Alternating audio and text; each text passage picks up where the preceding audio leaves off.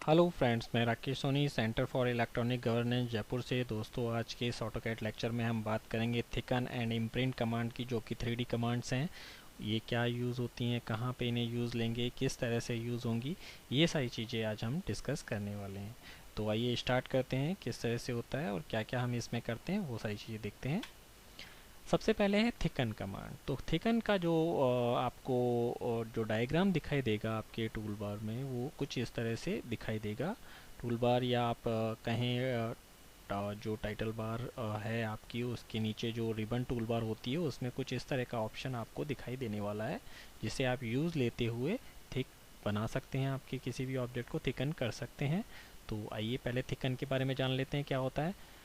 Converts a surface into a 3D solid with a specified thickness. तो यहाँ पे जो आपके पास 3D सरफेस होगी, उसे आप 3D सॉलिड्स में कन्वर्ट कर सकते हैं। कोई थिकनेस जो भी आपके डिज़ायर्ड थिकनेस है, वो देखकर उसे आप सॉलिड टाइप में कन्वर्ट कर सकते हैं।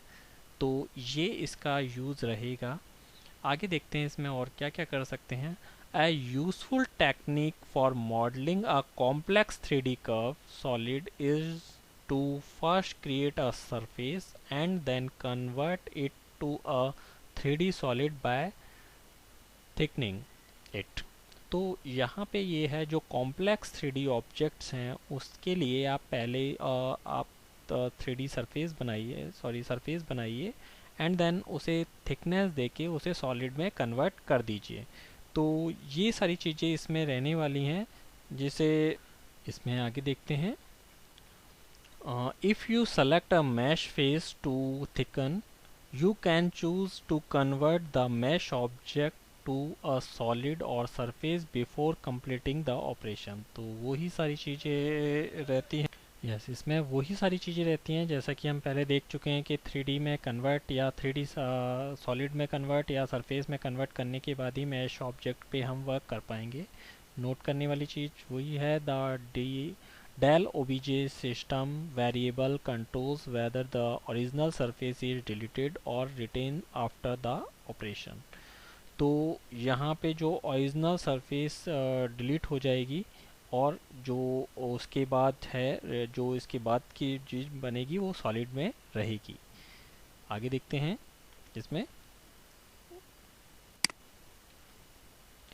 लिस्ट ऑफ ऑप्शंस क्या रहेंगे इसमें। The following prompts are displayed, जो कि आपके सामने आएंगी। वो दो चीज़ें आएंगी, एक है सरफेसेस टू थिकन। तो कौन सी सरफेस होनी चाहिए और जिसे आप थिकन करना चाहते हैं, तो वो है specify one or more surface to thicken into solids.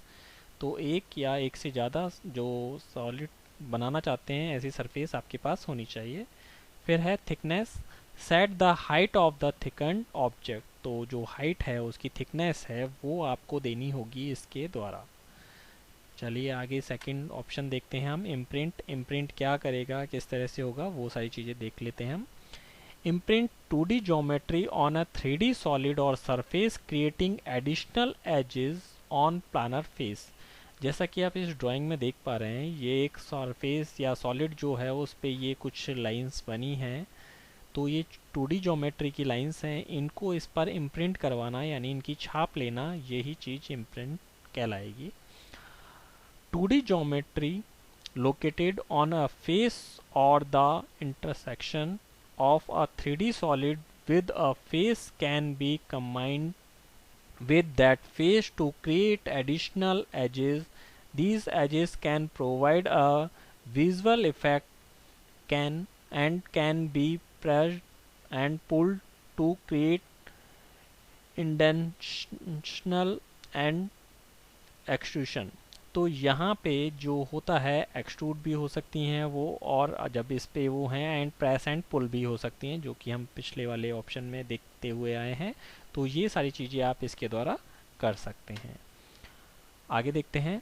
The object to be imprinted must intersect one or more faces on the selected solid in order of imprinting to be successful.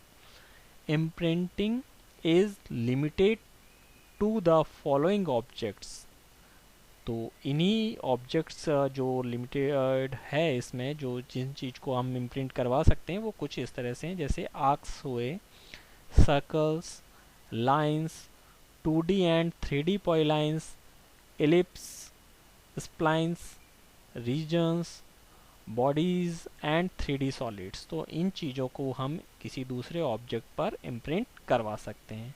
The following prompts are displayed, जो आपको इसके साथ में display होने वाले prompts हैं वो कुछ इस तरह से होंगे। पहला है सेलेक्ट अ 3D सॉलिड और सरफेस। तो 3D सॉलिड और सरफेस को आप लेना होगा, आपको सेलेक्ट करना होगा। तो यहाँ पे क्या करना होगा, स्पेसिफाई अ 3D सॉलिड और surface object to be imprinted, जिस पर आप इम्प्रिंट करवाना चाहते हैं उस चीज़ को सेलेक्ट करना होगा। सेकंड है select an object to imprint, specify an object that intersected the 3D object to selected. तो यहाँ पे क्या है, सेकंड उसको सेलेक्ट करना होगा जिसको आप इम्प्रिंट करवाना चाहते हैं, यानी जिस 2D ऑब्जेक्ट को आप उस पर इम्प्रेशन लेना चाहते हैं उस चीज़ को आपको सेलेक्ट करना होगा। थर्ड ऑप्शन आपके पास होगा डिलीट द सोर्स ऑब्जेक्ट। ये क्या होगा, जैसे आपके पास जो 2D आपने ऑब्जेक्ट लिया है जिसको आप इम्प्रिंट करवाना चाहते हैं उसको आप डिलीट करना चाहते हैं, तो उसके लिए है डिलीट सोर्स ऑब्जेक्ट, यानी वो 2D ऑब्जेक्ट डिलीट हो जाएगा, केवल इम्प्रेशन उसका रह जाएगा। तो यहाँ पे उसके लिए करना है specify whether the remove to remove the object whose shape served as a imprint outline. तो जो इम्प्रिंट आउटलाइंस का जो मेन ऑब्जेक्ट है उसको आप डिलीट करना चाहते हैं तो आप कर सकते हैं इसके द्वारा। तो ये सारी चीज़ें इसमें होने वाली हैं। तो दोस्तों इसमें इम्प्रिंट एंड जो आपके पास है इसमें इतना ही, आप इसकी प्रैक्टिस कीजिए। Thank you.